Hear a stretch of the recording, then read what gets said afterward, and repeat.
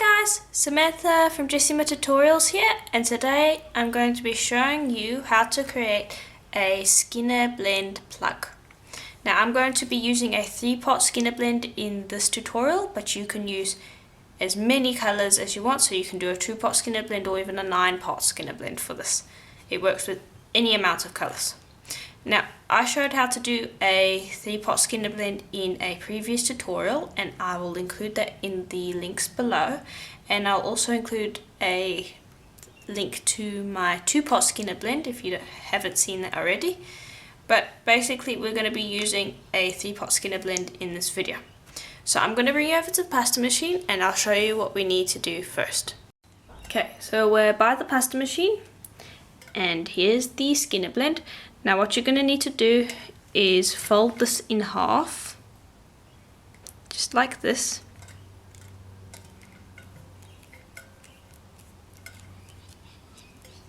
Because we want to be lengthening this Skinner blend like that. We don't want to be doing what we're doing. We don't want to do what we usually do with a Skinner blend where we roll it through like that. We're going to be rolling it through like this. So you're going to want to go through on your thickest setting, which is a number 7 on my machine.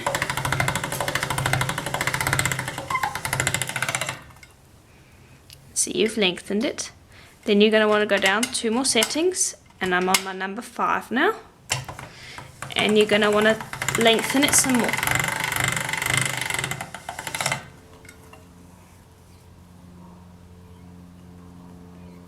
So we've lengthened it out again. And now I'm going to take it down to my number 3 setting, and that's basically where I stop because otherwise I tend to get ripples.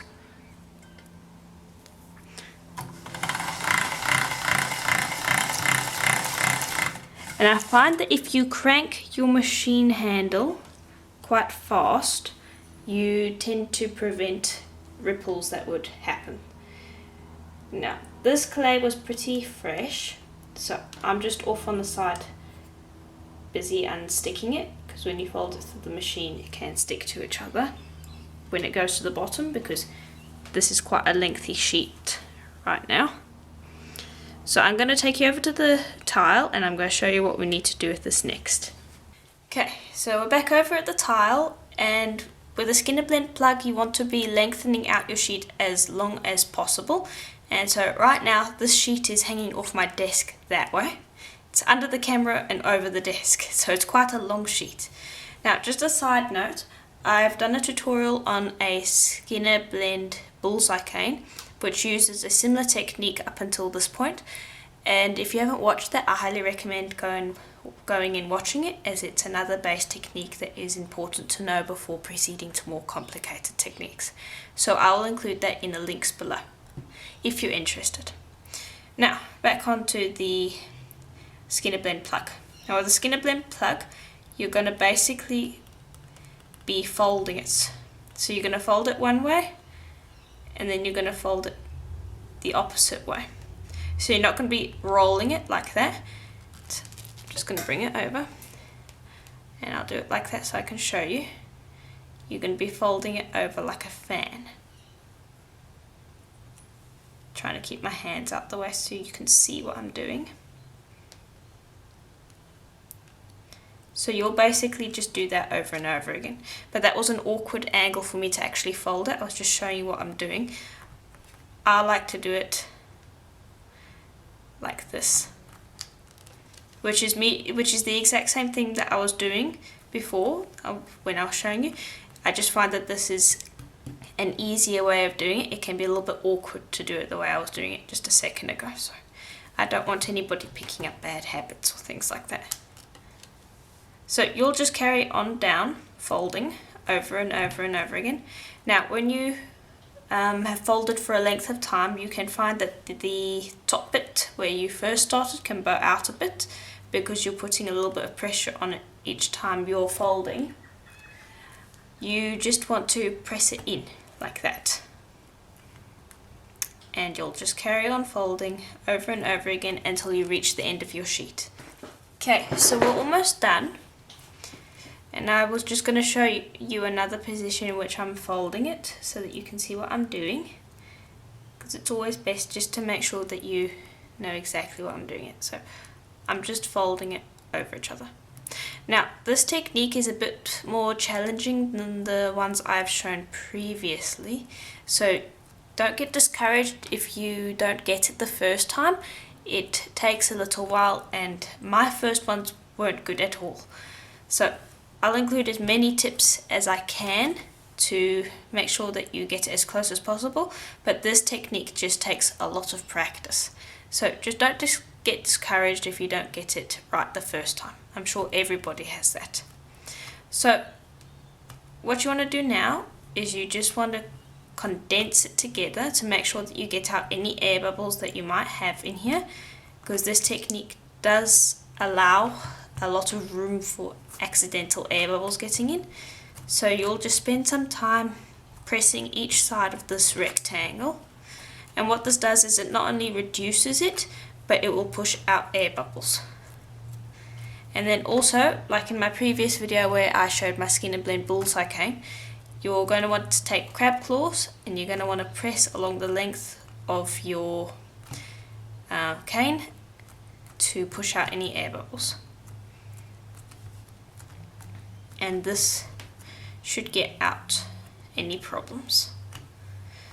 And then after a while you might want to take your roller, and roll along the length to tidy it up a bit.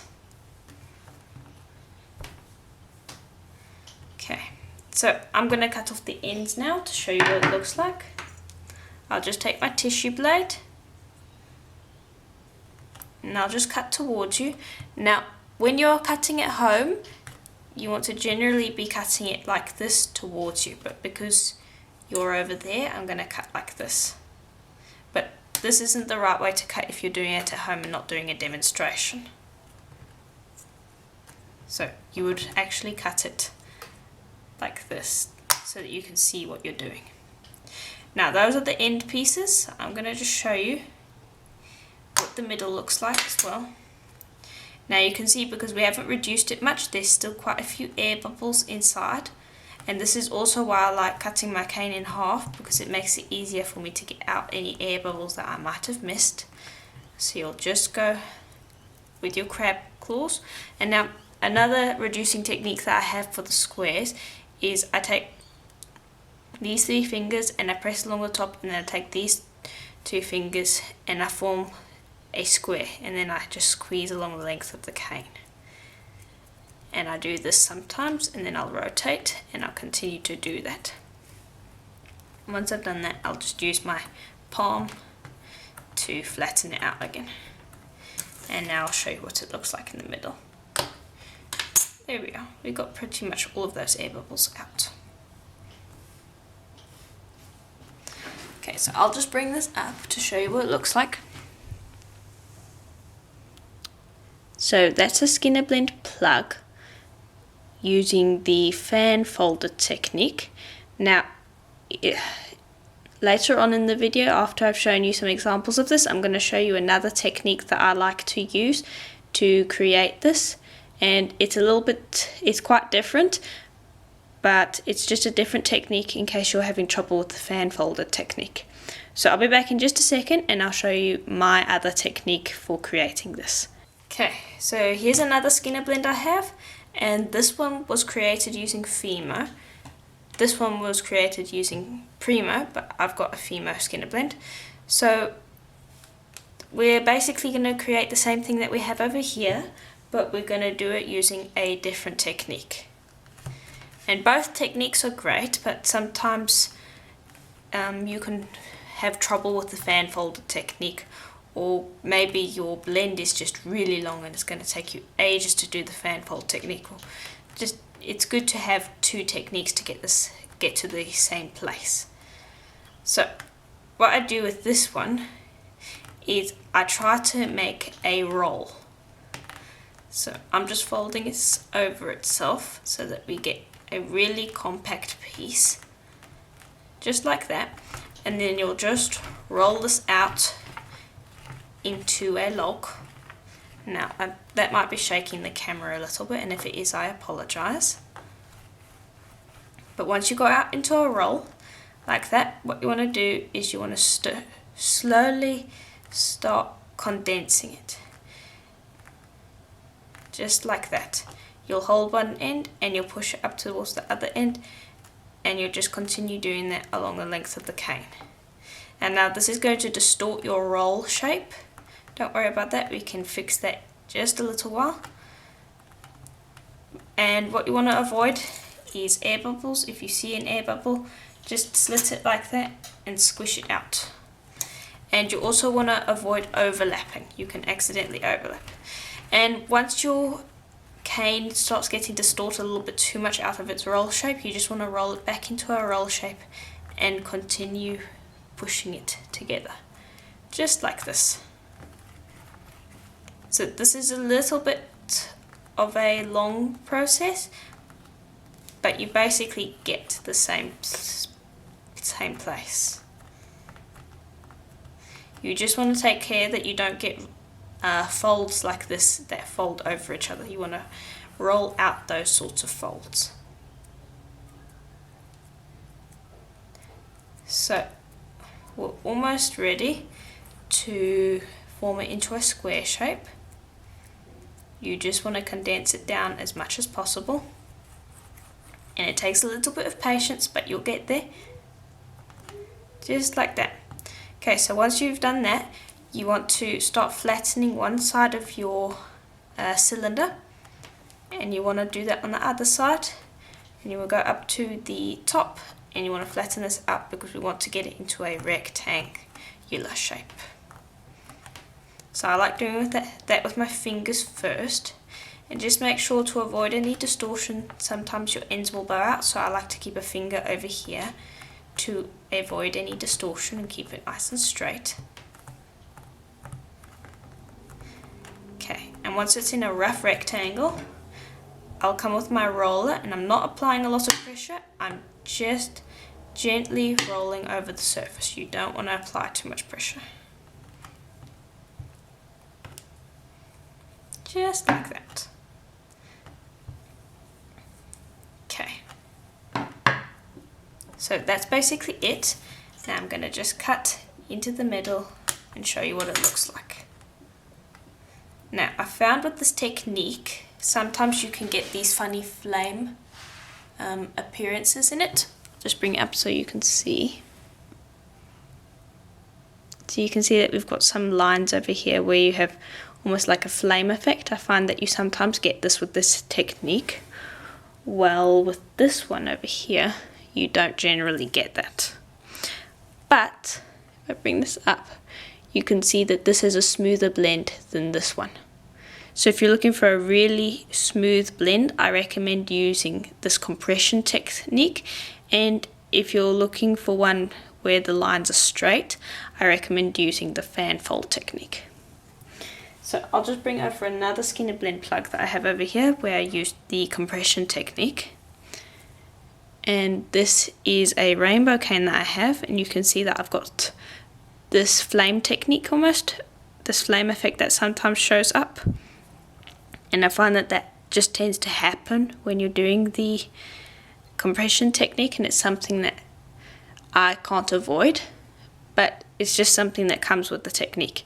But you can imagine that it would have been quite hard to do the rainbow blend using the folded technique.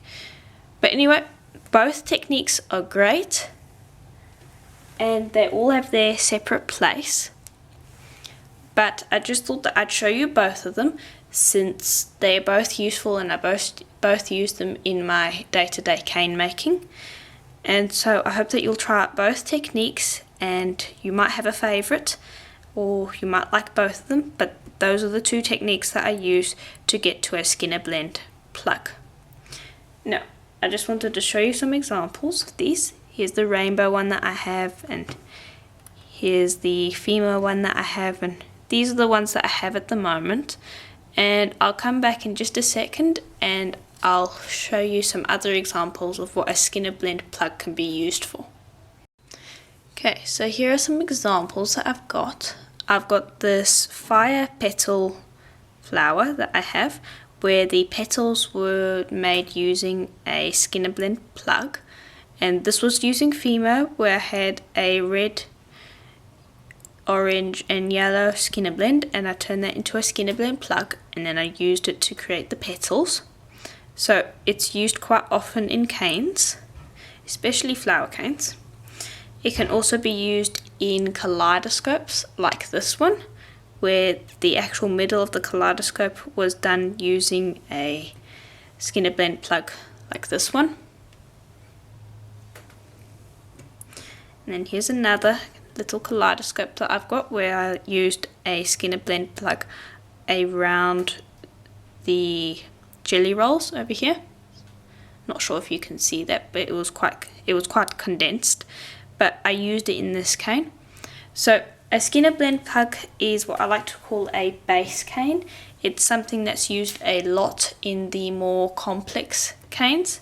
So it's one of those techniques that you want to learn at an early stage before you start taking on flower canes and things like that.